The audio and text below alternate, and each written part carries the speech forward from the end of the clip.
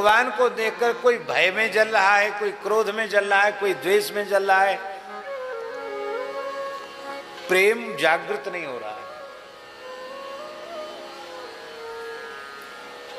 प्रत्यक्ष देख लो, श्री कृष्ण कौरवों के सामने भी जाते हैं और पांडवों के बीच में भी रहते हैं। पांडवों को श्री कृष्ण का दर्शन करके अश्रु कंप पुलक आदि भाव जागृत होते हैं और कौरवों को कुछ नहीं होता, एक रोया तक खड़ा नहीं होता उनका। वो तो कहते हैं खूबसूरत है, सुंदर है, चतुर चालाक है, इसको कुछ खिला पिला के अपनी तरफ कर लो, बस फिर क्या है, पांडव तो समाप्त ही है, ऐसा समझो। पूज्य गुरुदेव भक्तमाली जी महाराज कहते थे, महाराज जी कहते थे कि शकुनी यह समझता था कि पूरे संसार में 1.5 अक्कल है।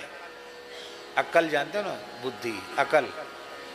1.5 माने 1 रुपया और फिर आधा, 1.5 अक्कल है। उस 1.5 अक्कल में वो समझता था कि इसमें 1.25 रुपया भर तो हमारे पास है। कितना? नहीं, 1 रुपया हमारे पास है, 1 रुपया अक्कल हमारे पास है, और 4 आना में सारा संसार है। महाराज जी के शब्द हैं, 4 आना में सारा संसार है, और 4 आना जो अक्कल बच गई वो कृष्ण के पास है। 4 आना जो बच गई है ना, वो श्री कृष्ण के पास है। तो हमने सुना है कि ये माखन मिश्री लूट लूट के खाता था, चोरी करता था, लगता घर में खाने को बढ़िया मिला नहीं, ग्वारिया ही तो था, तो अच्छा है इसको बढ़िया बढ़िया पकवान मिष्ठान बना के खिला पिला करके अपने पाले में कर लिया जाए, बस हो गया। फिर 1 रुपया हमारी और 4 आना कृष्ण की, मिलकर 1.25 रुपया हो जाएगी। अब पांडव फिर कोई चीज हमारे सामने नहीं, क्योंकि पांडव तो उसी 4 आना में आते हैं जिसमें पूरा संसार है। ऐसा ही विमुख लोग सोचते हैं, अपने को बुद्धिमान समझते, भगवान को भी अपने से कम बुद्धिमान समझते।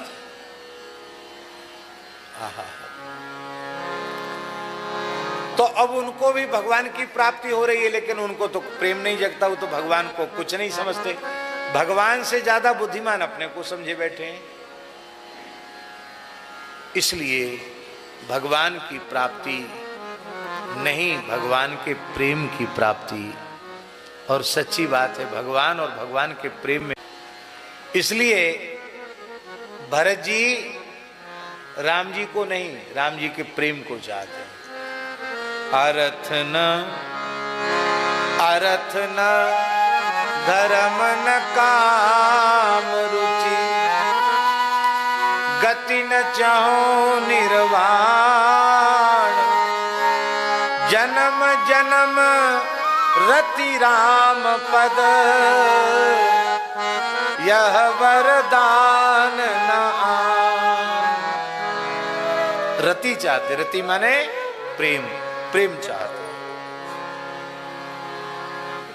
परमारथ स्वार्थ सुख सारे, परमारथ स्वार्थ सुख सारे, भरत न सपने हूँ मनहि निहारे, भरत न सपने हूँ निहारे, साधन सिद्धि राम पगने,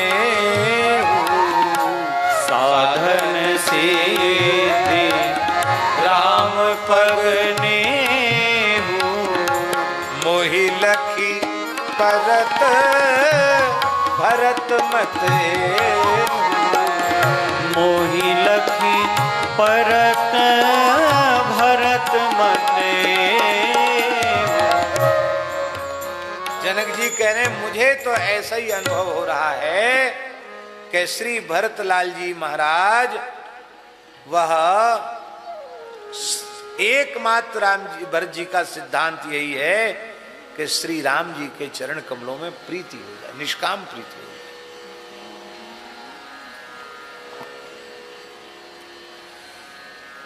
यहां एक विशेष बात कही, फूप बिल खाए। बिलखना किसको कहते हैं महाराज? रोने और बिलखने में अंतर है। व्यक्ति रोता है तो उसके नेत्रों से अश्रुधार बहती है, और बिलखता तब है जब उसकी हिचकी बंध जाती है,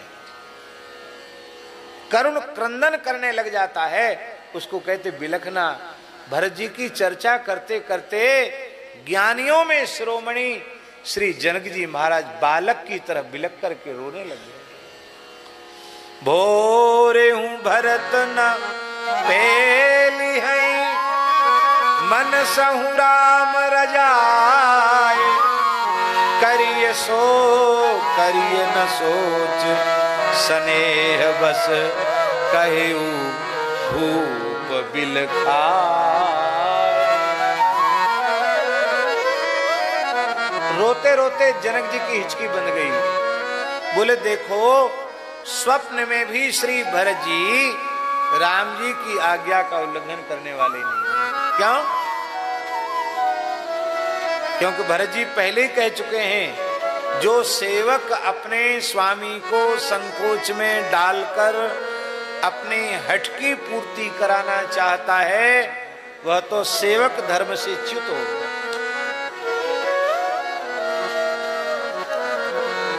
आपने कह दिया कि मुझे भरत तुम्हारा बहुत अधिक संकोच है, तो मेरा तो सत्यानाश हो गया।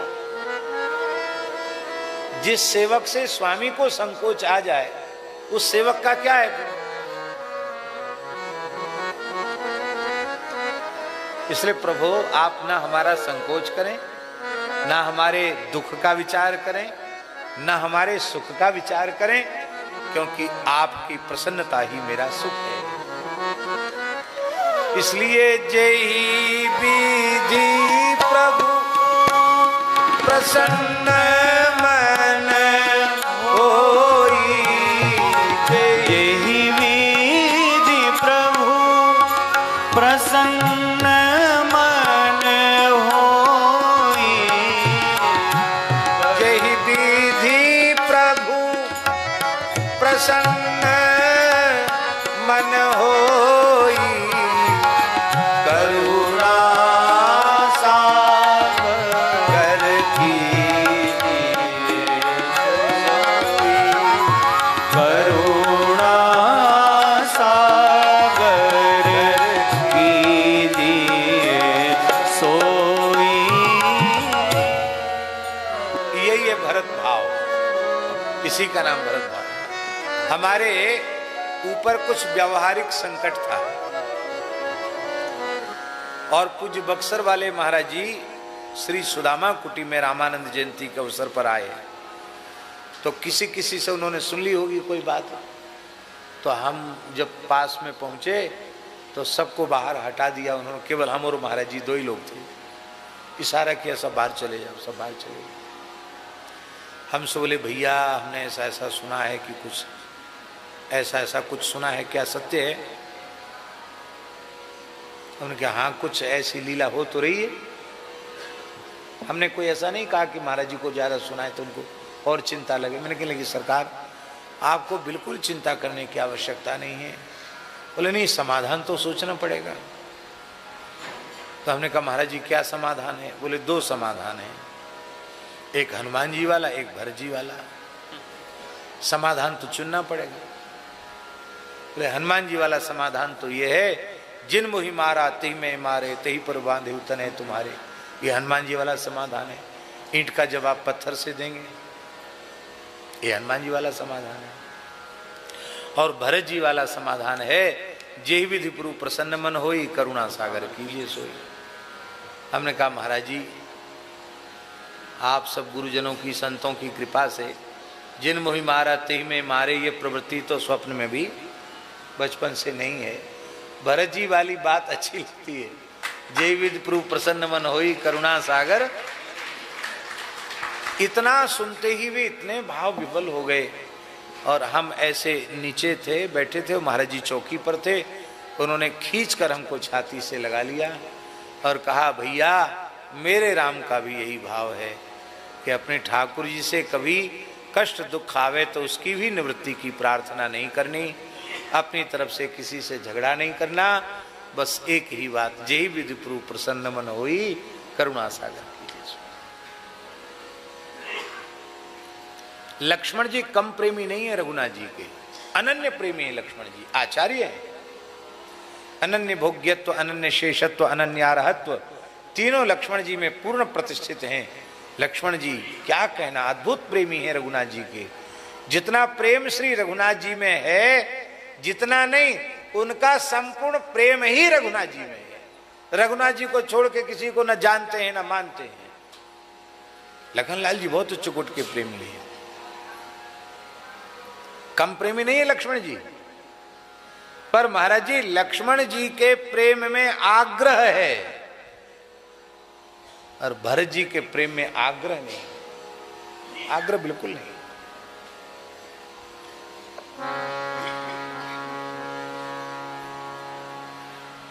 लक्ष्मण जी से कोई कहे कि आप जीवन भर वन में रह जाओ, राम जी अयोध्या रह जाएं, बोले भाई देखो ये सब विचार अपने पास ही रखो, हमको जरूरत नहीं इनकी।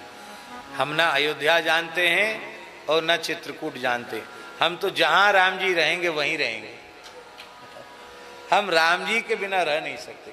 ये लक्ष्मण जी कहेंगे कि नहीं? पर भरत जी कहते हैं कि गुरुजी आप कहते हैं कि राम जी लौट जाएं और तुम दो राम लक्ष्मण लौट जाएं, तुम दोनों भाई वन में चले जाओ। अरे जीवन भर में वन में रहने के लिए तैयार हूं, 14 वर्ष क्या चीज होती है। ये जो बात है वो भरत जी की सर्वोपरि। स्वसुख की गंध भी नहीं है। गोपियों के प्रेम की भी यही विशेषता है, उनमें स्वसुख की गंध नहीं है। लेकिन भेद की दृष्टि से नहीं बोल रहे हैं, बहुत बारीक बात कह रहे हैं। गोपियां भी स्वसुख की गंध उनमें नहीं है, लेकिन भरत जी के प्रेम का विचार करने पर भरत जी तो और आगे निकल जाते हैं। कैसे? उद्धव जी पत्र लेके आते हैं ब्रज में भगवान का, मथुरा से, तो गोपियां चारों ओर से उद्धव जी को घेर लेती हैं और एक ही प्रश्न करती हैं, हमको लिखो है कहा, हमको लिखो है कहा, हमको लिखो है कहा, हमको क्या लिखा, हमको क्या लिखा, हमको क्या लिखा है? हाँ, कहानी सवै लगी, हमको लिखो है कहा, हमको लिखो है कहा। पर जनकपुर से पाती आती है, जनक जी के दूत लेकर के आते हैं। उस समय भरत जी एक बार भी नहीं कहते हैं कि रघुनाथ जी ने, सरकार ने मेरे लिए भी कुछ लिखा है क्या। ये तो एक ही बात कहते, तात कहां थे पाती आई। ये प्रेम की पत्रिका कहां से आई है? और ये जनकपुर से आई है, राम जी की पाती है। इतना सुनते ही थी भरत जी प्रेम समुद्र में डूब गए, अश्रुकंप पुलक सारे भाव एक साथ जागृत हो गए। सारी सभा भरत जी के प्रेम को देख के मगन हो गई, क्योंकि इसके पहले कभी भरत जी का प्रेम सबके सामने प्रकट ही नहीं हुआ था। पूरी अभी पत्र को तो पढ़ा ही नहीं, पर राम जी का संदेश इसमें लिखा है, राम जी की इसका समाचार लिखा है, जनकपुर से चिट्ठी आई है। इतना सुनते हुए प्रेम सिंधु में डूब जाते हैं। तो गोपियां अपेक्षा तो करती हैं कि हमको लिखो है कहा, पर भरत जी तो नहीं पूछते हैं कि पिताजी इसमें मेरे लिए क्या लिखा है। इससे लगता है कि भरत जी के प्रेम की निष्कामता जो है, प्रेमी प्रेमास्पद से कुछ नहीं चाहता है, पर इतना तो चाहता है कि प्रेमी हमको अपना प्रेमी माने। पर भरत जी कहते हैं, लोग कहें गुरु साहिब द्रोही, संसार में हमको लोग गुरु द्रोही, भगवान का द्रोही कहें, और जान ही राम कुटिल कर मोही। राम जी हमको भक्त न माने, अपना प्रेमी न माने, हमको कुटिल माने। सच्ची बात है, भरत जी के जैसा प्रेम प्रेम की जैसी सर्वोच्च अवस्था भरत जी के चरित्र में प्रकट हुई है, ऐसी संपूर्ण पौराणिक वैदिक इतिहास में, वांग्मय में न भूतो न भविष्यति। ये भरत जी का अद्भुत है। इस प्रकार से भरत जी के गुणों का वर्णन करते करते राम भरत गुण गणत सप्रीति, निशिदम पतहि पलक समबीति। पूरी रात पलक गिरने के जैसे व्यतीत होती है। ऐसा होता है। श्री गिरिराज जी में पूज्य पंडित जी महाराज के एक साधक थे, बहुत अच्छे संत थे, परम पूज्य श्री रामदास जी महाराज मास्टर बाबा। पंडित जी महाराज का चरित्र भी उन्होंने लिखा और दीर्घ काल तक पूज्य पंडित जी महाराज की सेवा की। बहुत अच्छे महापुरुष थे, हमारे ऊपर भी उनकी बड़ी कृपा थी। तो बहुत पुरानी बात है, तब वो बंसीवट में रहते थे। बंसीवट एक जगह है, श्री जुगल शरण जी महाराज ने बनाई थी, अब तो वहाँ हॉस्पिटल चलता है, वहाँ रहते थे वो। और कथा थी तरहेटी आश्रम में। श्री गणपत बाबा जी की के पिताजी माताजी के निमित्त थी, अब वहाँ कथा थी, हम रुके वहाँ थे, वहीं रुकने की व्यवस्था थी। तो कथा तो खूब चलती है, हमारी लंबी कथा चलती है, 2 समय कथा चलती थी शायद, 2 समय कथा। और कथा के बाद जब रात में पूज्य मास्टर बाबा आके विराज जाते, और जैसे ही बाबा विराजते तो हमारे पास वाले उठ के चले जाते। क्यों? तो उनको समझ में आ जाता कि न तो महाराज जी ये कहने वाले हैं कि बाबा अब दिन भर तो कथा कही, रात में थोड़ा सोने तो दो, न तो हम बाबा से कर सकते हो, न बाबा कोई न कोई पंडित जी की चर्चा छेड़ देते और रात्रि के 2-2:30 बजे ही जाते थे रोज। अब सवेरे 4 बजे फिर जगना, और बाबा ठीक समय से जग भी जाते थे सवेरे। और एक आध बार तो ऐसा हुआ, हमारे कान पे जनेऊ चढ़ाया हुआ है और मिल गए और कोई चर्चा छिड़ गई, भूल गए लघु संघ का जाना, घंटा भर वहीं खड़े खड़े बोलते चले गए।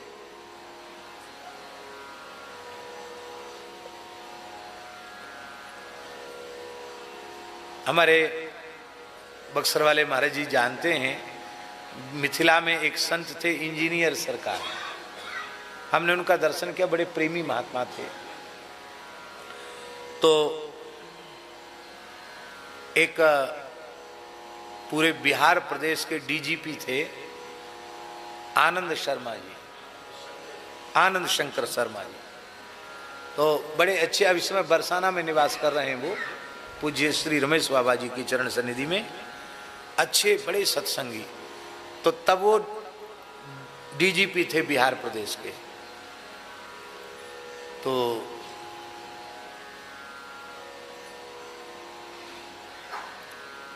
वो बार बार वृंदावन जब कभी समय मिलता आते थे, पूज्य गुरुदेव भक्तमाली जी के पास बैठते थे, मेरे पास भी बैठते थे, बहुत अच्छे थे।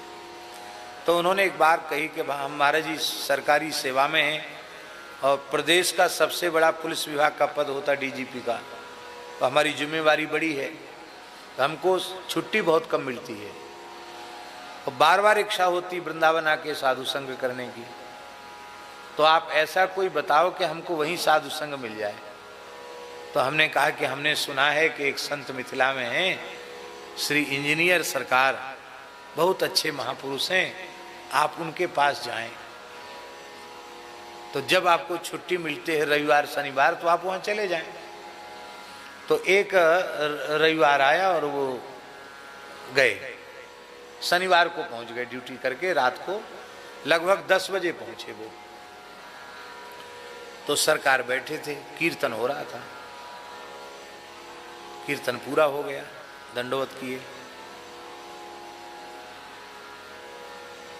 तो उन्होंने ये परिचय नहीं दिया अपना कि हम पुलिस अधिकारी हैं, डीजीपी हैं, प्रदेश के बड़े, ये कुछ परिचय नहीं दिया। उन्होंने परिचय दिया कि श्रीधाम वृंदावन में हमारा नाम लिया कि श्रीधाम वृंदावन में अमुक संत हैं, उन्होंने मुझे आपके पास भेजा है सत्संग के लिए। महाराज जी वृंदावन का नाम सुन के वो रोने लग गए। अब वो महाराज लीला वर्णन करने लगे वृंदावन की। तो अब वो आनंद शंकर जी तो बैठ गए, अब वो वर्णन करने लगे और वर्णन कर आंख मूंदे वर्णन कर रहे हैं और वर्णन और रोते चले जा रहे हैं। सवेरे के 4 बज गए। 10 बजे रात से वर्णन शुरू किया, सवेरे के 4 बजे। तो उनके निकट रहने वालों ने कहा कि सरकार स्नान का समय हो गया। तो ठीक है, स्नान के लिए चले गए। सोए बिल्कुल नहीं। तो आनंद शंकर जी ने बताया कि हमको बड़ी पीड़ा हुई, कह रहे हम असमय में गए, हमने महाराज जी को रात भर सोने नहीं दिया। तो हमने उनके एक साधक से पूछा कि अरे भाई बड़ी गलती हो गई, महाराज जी का कोई समय बताओ जो विश्राम का समय ना हो, हम उस समय से आया करें, गलती हो गई हमसे।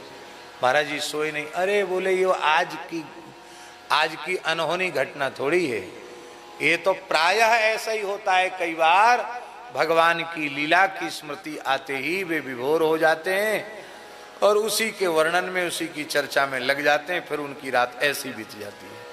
अनेकों बार ऐसा हो जाता है, कोई आज पहली बार नहीं हुआ, इसलिए आप अपने मन में संकोच न करें।